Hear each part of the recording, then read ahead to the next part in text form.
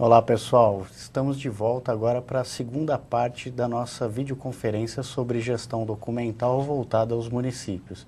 Espero que vocês tenham almoçado bem. A gente vai abrir agora um momento de interação. Se ficou alguma dúvida do período da manhã, a expectativa de vocês para agora esse período da tarde. Então peça a palavra aí no seu Polo TecReg. Se você está nos acompanhando pela internet, mande um e-mail para fundap.vc@fundap.sp.gov.br que a gente vai ter o prazer de ampliar a nossa discussão. Enquanto a gente espera vocês mandarem os pedidos de palavra, eu vou deixar aqui uma pergunta para a professora Ieda Bernardes, do Arquivo Público do Estado, responder. A pergunta foi enviada pelo Randall, de São José do Rio Preto. E ele pergunta o seguinte: em um município com uma massa documental que nunca foi tratada, como priorizar uma determinada área ou setor? Olha, Flávio, essa pergunta é um tanto desafiadora. Eu vou contar da minha experiência pessoal, né? Quando eu ingressei no Arquivo Público do Estado, a gente tinha essas massas acumuladas, tanto no nosso arquivo intermediário quanto nas secretarias de Estado.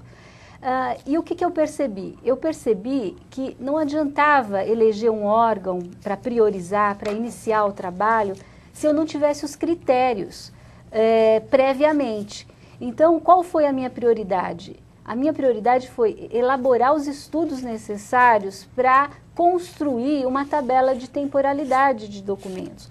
Porque, veja, você não tem como definir o que guardar, o que eliminar, por quanto tempo guardar, se você não tem critérios confiáveis, seguros, oficializados no âmbito da administração pública. Então, a minha prioridade foi elaborar o plano e a tabela das atividades meio.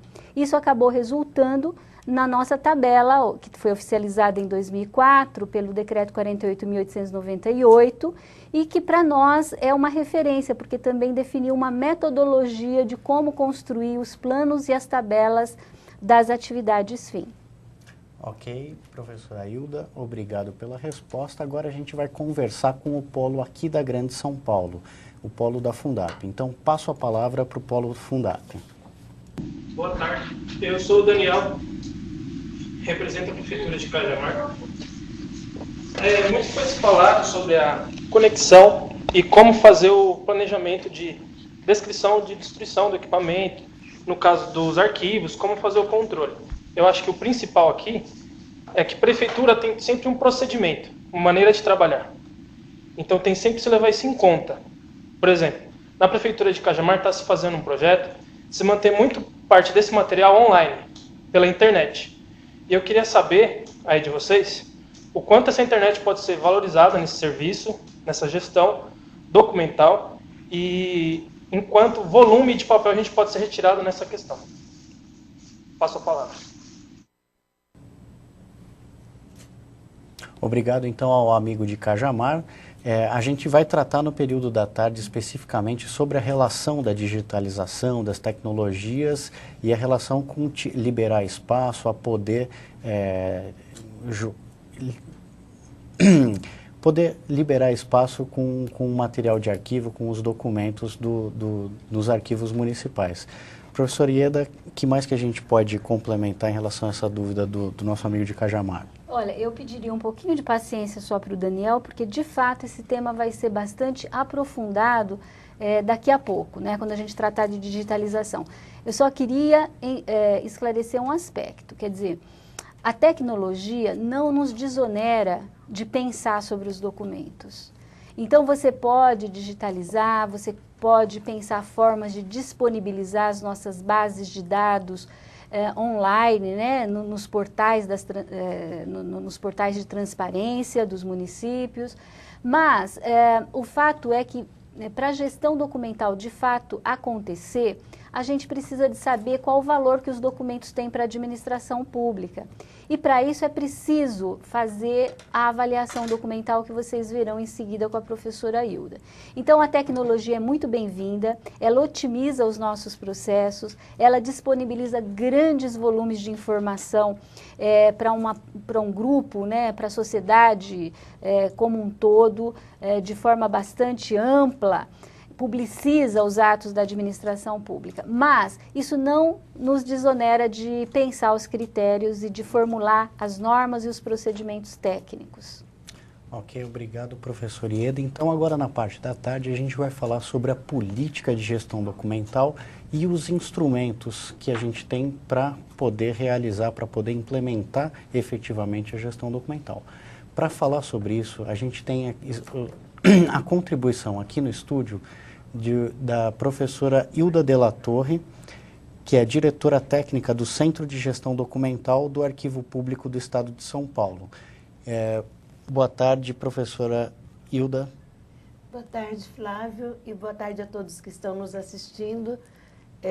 Hoje vocês já ouviram falar e vão ouvir ainda falar muito sobre a gestão documental, sobre os documentos de arquivo, e que a gestão documental é imprescindível para garantir o acesso às informações públicas. Obrigado, então, professora Hilda. Vamos iniciar, então, esse período de exposição de conceitos agora de tarde, falando sobre política de gestão documental. Professor Ieda. Flávio, vamos só recapitular parte da manhã, junto com os nossos colegas. Veja bem, nós dissemos que a gestão documental é uma ação estratégica de governo, que ela é uma atividade de natureza técnica, exige um conhecimento especializado, que é um dever do poder público, está previsto na nossa Constituição, na Lei de Arquivos, na LAI, não é? E agora nós afirmamos o seguinte, que a gestão documental também deve ser formulada como uma política pública. E aí vocês poderiam perguntar, mas por que fazer gestão documental é política pública? E eu lhes asseguro o seguinte, porque a gestão documental tem uma finalidade social. Significa que com a gestão você assegura direitos sociais muito importantes e garantidos no texto constitucional, como acesso à informação, como controle social, como o direito de participação, não é? Então, todos esses direitos sociais só são viabilizados também por meio da gestão documental. Certo, então, e a institucionalização do arquivo público parece ser um fato essencial para se implementar essa política de gestão documental? Isso é certo, Flávio, porque veja bem, se a gente vai formular política pública em qualquer área, na área da saúde, na área da educação, do meio ambiente, de transporte, de gestão documental, você precisa ter um órgão na estrutura administrativa do poder público que se encarregue de formular essas diretrizes, essas normas, esses procedimentos. E depois de criar as condições para que tudo isso seja implementado no mundo real, né, na prática. Então, se fazer gestão é uma política pública, qual é o órgão encarregado de pensar sobre isso, não é? Só pode ser o arquivo público municipal, mas aquele arquivo público com aquela redefinição jurídico-institucional que nós falamos na parte da manhã, né? Um órgão de inteligência, um órgão normativo e que pensa critérios e diretrizes para a política de gestão. Então, o arquivo público tem que atuar necessariamente como um órgão normativo. O que significa isso, gente? Significa o seguinte, todo jogo tem que ter as suas regras. E quais são as regras da gestão documental? Alguém tem que definir, não é? E além de definir as regras, precisa oficializá-las. Só depois é que a gente pode praticá-las, né, no âmbito da administração pública. Então, o arquivo público tem essa missão. Por isso que a gente sempre destaca, viu, Flávio, a importância dos arquivos públicos para a construção da democracia, né? Para a construção do Estado democrático de direito, porque o arquivo público é um órgão essencial nesse contexto democrático pós-Constituição de 88. Então, o arquivo público é esse órgão central e ele deve estar em contato, né, em orientação aos órgãos descentralizados. Como é que se chama isso? É um sistema de gestão documental? Como que a gente pode chamar isso? Isso a gente lança a mão desse recurso, Flávio, que é o sistema de arquivos. Veja, o arquivo público vai atuar nessas três áreas, né, nessas 3 esferas. A gestão, lá desde o começo, quando o documento é criado, muitas vezes, na maioria das vezes, registrado nos protocolos, tramita, vai para os arquivos, aguarda prazos, é eliminado, ou então é recolhido ao arquivo permanente para preservação definitiva. Então, o arquivo necessariamente tem que definir critérios para essa parte da gestão, não é? Durante a produção e tramitação do documento, também para a preservação, define os critérios do que é que deve ser preservado e por quê, portanto, nos ajuda a construir este patrimônio documental.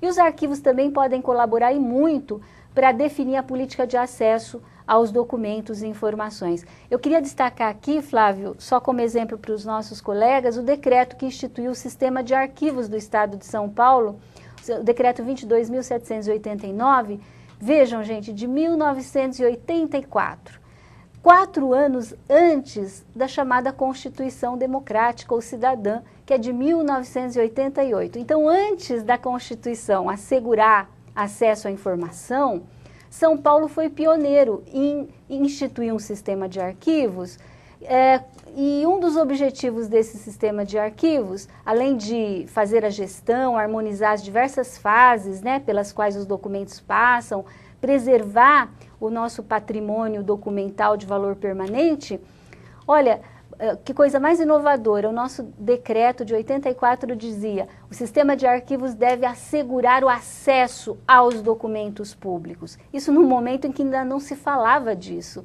Para vocês compreenderem a importância de uma política de gestão e de um sistema de arquivos para a construção da democracia. E já se vislumbrava aquela época aqui em São Paulo, a gente estava saindo de um regime autoritário de exceção, que a construção dessa democracia passava por esse direito pleno de acesso. Então, de fato, são as 3 grandes áreas que a gente deve atuar.